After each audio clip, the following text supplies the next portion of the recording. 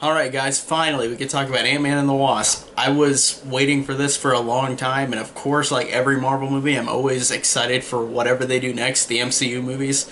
And the other two Marvel movies that came out this year, Black Panther and Avengers Infinity War, I'd say I liked more than this, even though this was still awesome. It's just not like Avengers Infinity War, the way that the whole movie and the way it ended, just one of the best ones of the whole franchise. And then Black Panther is just an incredible origin story, an incredibly acted film with great real life dynamics to it, and made it incredibly powerful. And then we got Ant-Man and the Wasp, which is great as well, but it's just another comedy, which I'm fine with, because this was a good palate cleanser as opposed to like being really a downer like Avengers Infinity War or very serious like Black Panther. And I thought that this, going into it, I knew that it was going to be like the first one where it is very humorous, very quippy, like most Marvel movies are. And this was still really great. This was still a really fun, really entertaining Marvel movie. But yeah, out of the three this year, it's definitely my least favorite out of the three, but it's still a damn great movie. Damn great humor. I think that this actually is more funny than the first one. There are a lot of moments where, with these characters, with how they evolve, with the tech they use that and utilize that a lot in this movie with how these characters have grown with whether it's with Scott Lang and his daughter, or whether it's with him and Hope and their relationship, or whether it's with Hope and her father. And they do such a great job with these characters, with their humor. And the thing I like too about this movie is that it is really one of the most comedic Marvel movies, like the first Ant-Man is. But this has a lot of heart to it, like the first one. But this one I felt more, and I felt, especially in contrast to how in the first one, and I'm going to keep this spoiler free for Ant-Man and the Wasp, but in the first one, it's about Hope and her father trying to rekindle their relationship because of their mother being gone, or because of Hope's mother being gone. And in this one, if you've seen the posters, you know that Hope's mother is in it, Michelle Pfeiffer, and it is really, really great with her character in that arc and how they have to find her. And this movie does a great job of utilizing this character that was not like just mentioned in the other movie, but they do an incredible job of making this story even more sincere and more, you feel more for these characters. You really felt, or I really felt, just how much it really affected Hope, and how it affected Michael Douglas, and how it affected their relationship, and how in this one it does a story point that should evolve from the first one and worked really well with utilizing trying to find her. And it's really great. And of course it's Michelle Pfeiffer. She's always great. Love Michelle Pfeiffer. But that is such a great thing about this movie. And I think that they do a great job, and it actually has so much sincerity to it that I just really thought it's, like I said, it's not my favorite out of these Marvel movies that came out this year. It's my least favorite.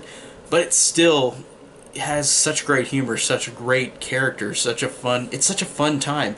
And I do have feelings for these characters, and I do feel for them, and they do a good job of making them incredibly likable with the humor, or with their plight, with what they are dealing with at the moment. And I thought they did a good job with that. And I'd say out of all the, like, ranking this in terms of all the movies, I don't know where the hell I'm gonna rank this, because it's definitely not among the best. It's probably in the middle tier, I guess. I'd say maybe above the first one. Because, well, I don't know. The villain in this movie is not terrible by any means, but it's more of a Marvel villain as opposed to Thanos or Killmonger, the last two villains in these movies. And I feel like this actress was good. This Ghost, the villain, her actress was good in this movie, but she didn't, like, it had some good reasonings why this villain was like this, but it reminded me of Corey Stoll's character in the first Ant-Man, where, like, you kind of get the gist of what he is and what his issue is and why he's a villain, but it doesn't. It feels like it's like that, but it doesn't feel like overly complex. Like it gives you just enough feelings to care for this villain, but it doesn't do it as great as like Thanos or Killmonger or anything like that. But it's still fine. Like she's a totally fine, serviceable antagonist, but it's just not anything fantastic. So that's one of the reasons why this is not my favorite out of the three this year, or my favorite Marvel movie ever. I think that this is definitely middle tier. And even middle tier, it's like the worst Marvel movie is not even a bad one or a horrible one at all. Like Thor: The Dark World, that's my least favorite one. I think that one's just fine. It's just not great. It's not terrible. It's just in between. So saying that this is in the middle tier of all the Marvel movies for me is like saying that a great movie compared to an alright movie. Like it's not a great movie compared to a terrible movie. So I thought that this was totally fine. It was totally fun, totally interesting. Um, like I said, in terms of like the last two movies, which were really dark, really dire, this one is not that, and it's not trying to be. It's just trying to be a fun time, and I thought that it did a great job of being fun, being entertaining, being likable, being so sincere with the characters, with the new characters, the old characters. They all work off each other very well, and it just does a great job of being a great, fun sequel to a fun movie, to the first Ant-Man, which, like I said, is probably in middle tier as well, but I feel like I'd rank this above the first one just on the fact that I really liked the mom plot in this movie. It really worked really well. I really enjoyed it. And it was a great stepping stone for the second Ant-Man movie. And the humor in it is great. There's a couple hits and misses, like not terrible, but just a couple misses where I'm like, okay, I didn't think that was that funny. Kind of like Guardians 2 did, where it was like, there's a joke here and there where I'm like, oh, I didn't really like that joke, but overall, it's not, the jokes aren't terrible at all. A lot of them are really funny, really great. Some of them are laugh out loud. Some of them just surprised me. Like I said, the way with the way they use their tech in this movie without ruining it, they utilize this tech in a humorous way where it's funny to see these characters things happen to them while using this tech. It's great. Still, overall, besides the villain being just fine, like not terrible, not great, and the jokes, a couple of them being hits or misses, I think that this is still a great Ant-Man movie, a great sequel, a great Marvel movie. It's definitely middle tier, but like I said, in the Marvel franchise, I've never seen any one of them that I think is awful or terrible at all. So again, I enjoyed this one.